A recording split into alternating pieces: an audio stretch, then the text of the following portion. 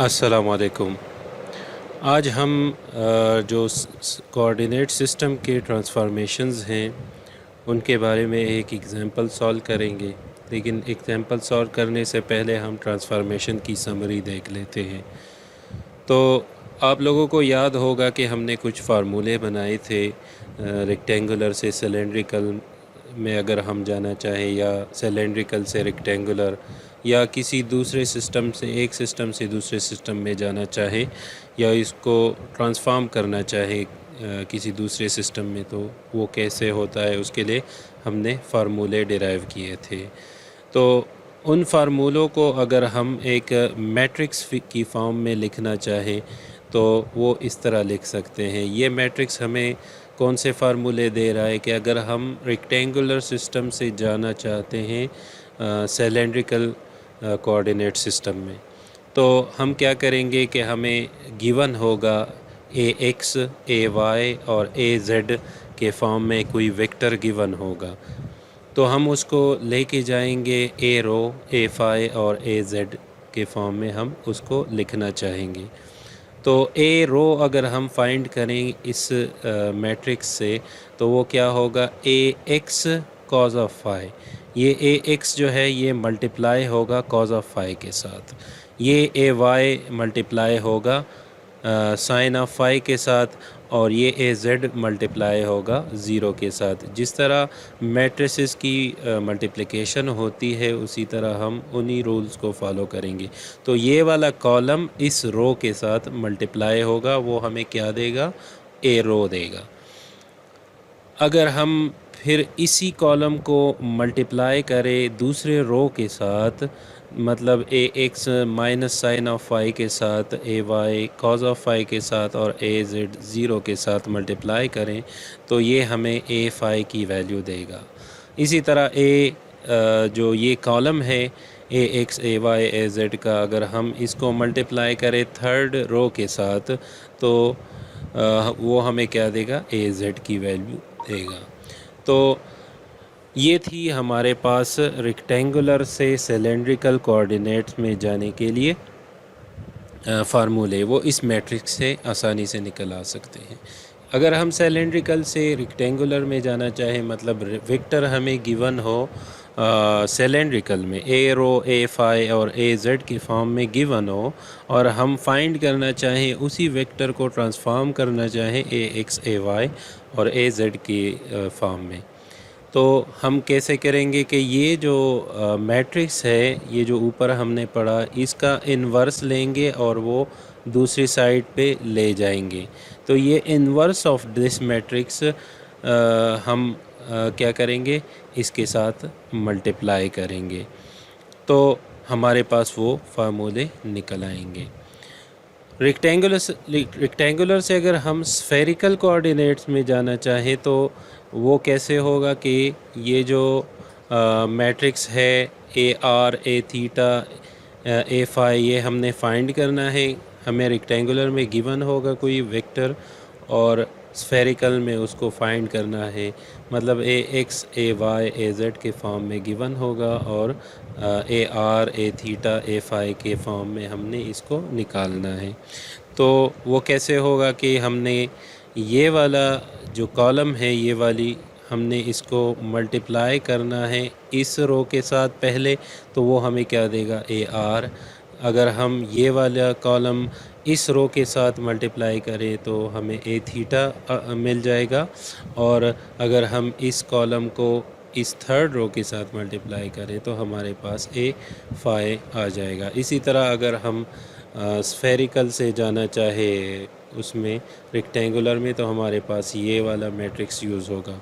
तो इन मैट्रिसेस की बदौलत हम एक सिस्टम से दूसरे सिस्टम में आसानी से ट्रांसफॉर्म कर जाते हैं। अभी हम एक एग्ज़ाम्पल देखते हैं जिसमें हम देखेंगे कि किस तरह एक सिस्टम से दूसरे सिस्टम में वेक्टर को ट्रांसफॉर्म या किसी पॉइंट को ट्रांसफॉर्म किया जा सकता है। तो ये एक एग्ज़ाम्पल गिवन है, इसमें लिखा हुआ है कि गिवन पॉइंट पी के ये जो कोऑर्डिनेट्स गिवन है ये -2, 6 और 3, ये एक्स वाई जेड में गिवन है। हमें ये किस तरह पता चलेगा कि ये एक्स वाई जेड में गिवन है या सिलेंड्रिकल में गिवन है या स्फेरिकल में गिवन है? इधर ने आप लोगों से कहा कि ये एक्स वाई जेड में गिवन है, मतलब रेक्टेंगुलर या कार्टेशियन कोऑर्डिनेट में गिवन है। तो ये इस बेस पे मैंने कहा कि जो रेक्टेंगुलर कोऑर्डिनेट्स में जो वैल्यूज़ गिवन होती है वो सारे लेंथ्स होती हैं। एक्स वाई और जेड तीनों लेंथ्स है, उसमें कोई एंगल नहीं है। तो अगर इधर इस पॉइंट पी को हम देखें तो ये सारे लेंथ्स गिवन है, किसी भी जो वैल्यू है उसके ऊपर डिग्री या रेडियन उसके साथ नहीं लिखा हुआ, मतलब इसमें एंगल नहीं है। बाकी जो दो सिस्टम्स हैं जो कि हमारे पास कौन कौन से हैं, रो फाई और जेड, तो उस रो फाई जेड सिलेंड्रिकल में एक एंगल है और दो लेंथ्स हैं। इसी तरह अगर हम स्फेरिकल को देखें तो उसमें दो एंगल्स हैं और एक लेंथ है। इस पॉइंट की में चूँकि कोई एंगल गिवन नहीं है तो हम इस बेस पे इसको कंसिडर कर रहे हैं कि ये एक्स वाई जेड में गिवन है। अब एक वेक्टर भी हमें गिवन है, वो भी एक्स वाई जेड में। ये हमें कैसे पता चलेगा? इन यूनिट वेक्टर्स से। ये ए एक्स गिवन है और ए वाई गिवन है। ए जेड वाला कंपोनेंट इसका ज़ीरो है। अब इन दोनों पॉइंट्स को, पॉइंट पी और वेक्टर ए, एक इस पॉइंट पी और इस वेक्टर ए को हमने सिलेंड्रिकल और स्फेरिकल कोऑर्डिनेट्स में रिप्रेजेंट करना है। और फिर इस ए की वैल्यू हमने पी पे कैलकुलेट करनी है, पॉइंट पी पे, कार्टेशियन, सिलेंड्रिकल और स्फेरिकल कोऑर्डिनेट्स।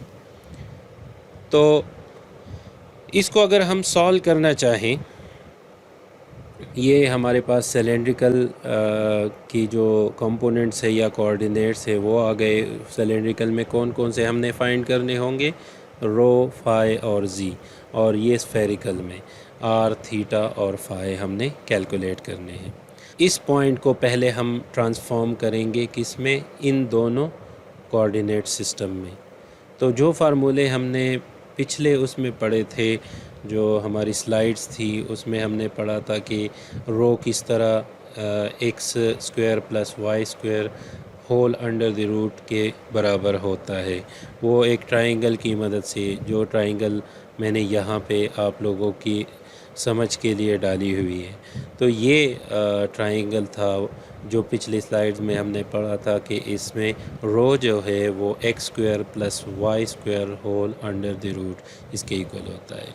अब हमें एक्स स्क्वायर वाई स्क्वायर दोनों गिवन है, एक्स की वैल्यू -2 और ये वाई की वैल्यू 6, ये पुट करेंगे तो हमारे पास रो की वैल्यू आ गई 6.32। इसी तरह इसी ट्रायंगल से हम फाई की वैल्यू भी निकाल सकते हैं। टेंजेंट का जो फार्मूला है वो अगर हम इसमें लगा लें तो perpendicular over base Y over X, tangent inverse लेंगे तो फाई निकल आएगा। ये है 108.43। इसी तरह z जो है वो तो हमारे पास सिलेंड्रिकल में जो z होता है वही कार्टेशियन का z होता है। तो ये z is equal to z आ गया। तो जो z इधर था ये वाला, वही z हमारे पास सिलेंड्रिकल के आ गया। अब हमें दो और पॉइंट्स चाहिए होंगे, r और थीटा। फाई इसलिए हम नहीं निकाल रहे कि क्योंकि जो स्फेरिकल और सिलेंड्रिकल दोनों का फाई सेम है। तो जो हमने सिलेंड्रिकल में फ़ाई निकाल ली उसी की वैल्यू हम यूज़ करेंगे स्फेरिकल के लिए भी, क्योंकि ये सेम एंगल है। तो आर हम किस तरह निकाल रहे थे, अगर आप लोगों को याद होगा तो ये एक ट्रायंगल हमने ड्रॉ किया था पिछले लेक्चर्स में। तो उसमें अगर हम देखें तो आर हमारे पास इसका हाइपोटेन्यूज़ है, तो वो फाइथागोरस थ्योरम के अकॉर्डिंग ये जो बेस स्क्वायर है प्लस परपेंडिकुलर स्क्वायर, इसका अगर स्क्वायर करेंगे तो ये स्क्वायर रूट कैंसिल हो जाएगा और जो होल अंडर द रूट है वो सिर्फ रह जाएगा। तो ये X square plus Y square plus Z square whole under the root. इसमें वैल्यूज़ पुट की तो हमारे पास इसकी वैल्यू, आर की वैल्यू क्या आ गई? 7 आ गई। अब हम अगर थीटा इसी ट्राइंगल से निकालना चाहे जिससे हमने आर की वैल्यू निकाली, तो हम इसमें कोई भी आइडेंटिटी लगाएंगे, टेंजेंट वाली, साइन वाली, कॉज वाली, तो हमारे पास वैल्यू आ जाएगी, क्योंकि हमें ऑलरेडी तीनों वैल्यूज़ पता है। तो हम टेंजेंट वाली आइडेंटिटी को अगर यूज़ करें तो हमारे पास ये वाली वैल्यू आती है 64.62 डिग्री। तो ये हमने पहले इस पॉइंट को ट्रांसफॉर्म किया सिलेंड्रिकल और स्फेरिकल में।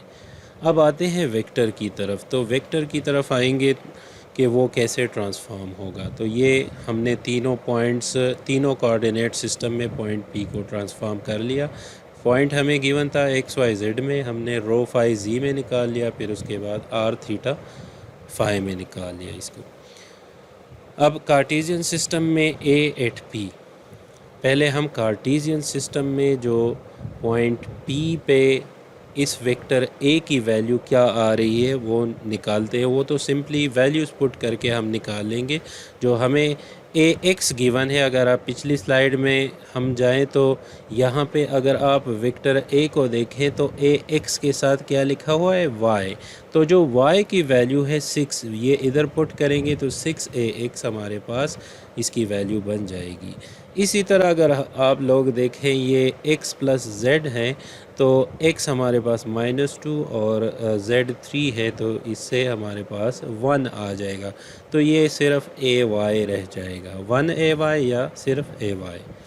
अब यहाँ पे आप लोग देखें तो इसी तरह, बिल्कुल इसी तरह ax is equal to y है और ay x प्लस जेड है। तो हमारे पास जो भी वैल्यू आएगी वो क्या आ जाएगी, 6ax प्लस ay। तो ये तो हमारे पास वेक्टर आ गया कार्टेशियन कोऑर्डिनेट्स में। अब इसी वेक्टर को हमने सिलेंड्रिकल में लेके जाना है। तो सिलेंड्रिकल में लेके जाने के लिए वही मैट्रिक्स हम यूज़ करेंगे। ये जो हमारे पास वैल्यूज़ गिवन है x y z की, तो x हमारे पास क्या है इधर, y, और ए वाई हमारे पास क्या है इधर, x प्लस जेड, और इसका z कंपोनेंट जो है वेक्टर a का वो 0 है।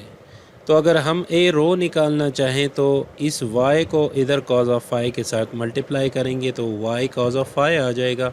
इस x प्लस जेड को मल्टीप्लाई करेंगे साइन ऑफ फाई के साथ तो x plus z sine of phi आ जाएगा। ये दोनों ज़ीरो हैं, ये मल्टीप्लाई होके ज़ीरो देंगे। तो ये हमारे पास a रो की वैल्यू आ गई। ए फाई की वैल्यू अगर हम निकालना चाहें तो ये जो दूसरी रो है इसको हम इस कॉलम के साथ मल्टीप्लाई करेंगे, तो y माइनस साइन फाई के साथ मल्टीप्लाई होगा तो माइनस y साइन फाई आ जाएगा। अब अगर x प्लस जेड हम इसके साथ मल्टीप्लाई करेंगे तो x plus z cos of phi, ये वैल्यू आ जाएगी। इधर भी ज़ीरो है, इधर भी ज़ीरो है, ये दोनों मल्टीप्लाई होके हमें ज़ीरो दे रहा है। तो ये ए फाई की वैल्यू आ गई minus sine of phi plus x plus z cos of phi. इसी तरह अगर हम z को निकालना चाहें तो ये जो पहला कंपोनेंट है इस कॉलम का, ये इस रो के पहले कंपोनेंट के साथ, पहले एलिमेंट के साथ मल्टीप्लाई होगा तो ये भी ज़ीरो हो जाएगा, ये दूसरा भी ज़ीरो हो जाएगा। इधर 1 है लेकिन इसका ये जो थर्ड एलिमेंट है ये ज़ीरो है, तो ये भी ज़ीरो हो जाएगा। तो इस वेक्टर का सिलेंड्रिकल में भी, चूँकि हमें पता है कि सिलेंड्रिकल और कार्टेशियन दोनों में z सेम होता है, तो उधर z ज़ीरो था तो इधर भी z ज़ीरो ही होगा। तो ये हमारे पास इस वेक्टर को हमने ट्रांसफॉर्म कर लिया किस में, सिलेंड्रिकल में। कार्टेशियन से हम ले गए या रेक्टेंगुलर से हम ले गए सिलेंड्रिकल कोऑर्डिनेट में। इसको देखें, जो हमारे पास x है, x हमारे पास क्या आ रहा है, रो कॉज ऑफ फाई, y हमारे पास क्या आता है, रो साइन ऑफ फाई। तो ये वैल्यू हम इधर पुट करेंगे जो पहले उसमें आ रहा था। ये y की जगह हम पुट करेंगे रो साइन ऑफ फाई और x की जगह पुट करेंगे रो कॉज ऑफ फाई, जिस तरह इधर गिवन है। ये वाली वैल्यूज़ उसमें पुट करेंगे तो हमारे पास जो a वेक्टर है वो सिलेंड्रिकल में क्या आ जाएगा, ये वेक्टर बन जाएगा। Rho cos of phi sine of phi plus rho cos of phi plus z into sine of phi, ये ए रो कंपोनेंट बन गया, plus minus rho sine square phi plus rho cos of phi plus z cos of phi, ये हमारे पास ए phi बन गया। अब रो और जो फाई है वो वैल्यू तो हमने निकाली हुई है उधर।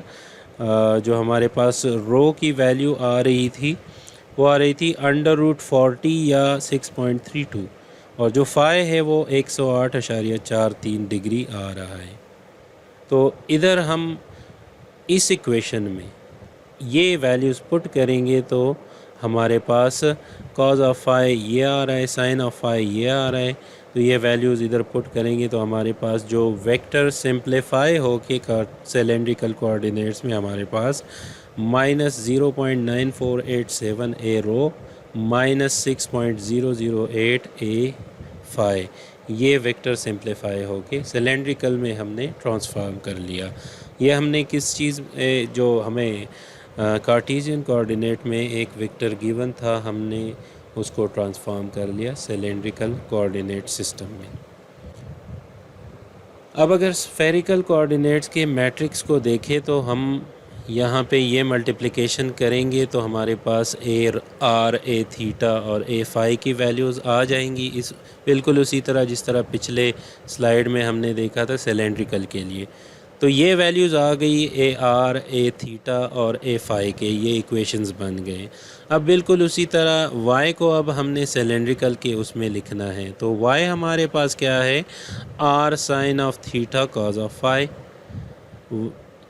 x हमारे पास ये था r sine of theta cos of phi, y हमारे पास है r sine of theta sine of phi, और z हमारे पास है r कॉज ऑफ थीटा। ये फार्मूले हमने पिछले स्लाइड्स में भी निकाल ली थी। तो ये वैल्यूज़ अगर हम इधर पुट करेंगे तो ये एक लंबी सी इक्वेशन इधर बन जाएगी, लेकिन जब हम इसमें वैल्यूज़ पुट करेंगे तो ये इक्वेशन बहुत छोटी रह जाएगी।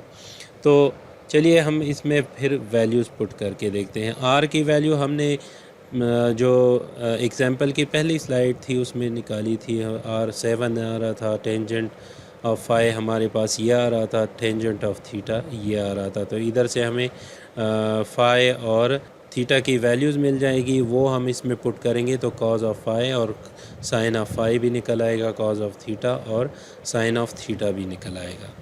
अब ये सारी वैल्यूज़ अगर हम इधर पुट करेंगे तो हमारे पास वो जो लंबी सी इक्वेशन बन रही थी वो इस तरह बन जाएगी। अब हमें जस्ट कैलकुलेटर यूज़ करके ये वैल्यूज़ अगर हम कैलकुलेट कर ले तो हमारे पास ए आर की फ़ाइनल वैल्यू क्या आ जाएगी, -0.8571 ए आर, इसके साथ यूनिट वेक्टर ए आर लिखेंगे, और जो हमारे पास ए थीटा की वैल्यू आ रही है वो है 0.4066 ए थीटा, और जो हमारे पास ए फाई की वैल्यू आ रही है वो -6.008। तो ये एक पॉइंट और एक वेक्टर हमें गिवन था और हमें कहा गया था कि इस पॉइंट को और इस वेक्टर को ट्रांसफॉर्म करो, रेक्टेंगुलर में गिवन था, और हमने इसको लेके जाना था सिलेंड्रिकल में और स्फेरिकल कोऑर्डिनेट सिस्टम दोनों में लेके जाना था। और फिर इस पॉइंट पे जो हमें गिवन था इस पॉइंट को भी लेके जाना था सिलेंड्रिकल में और स्फेरिकल में, और इस पॉइंट पे फिर इन तीनों सिस्टम में इस पॉइंट पे हमने इसकी वैल्यू कैलकुलेट करनी थी।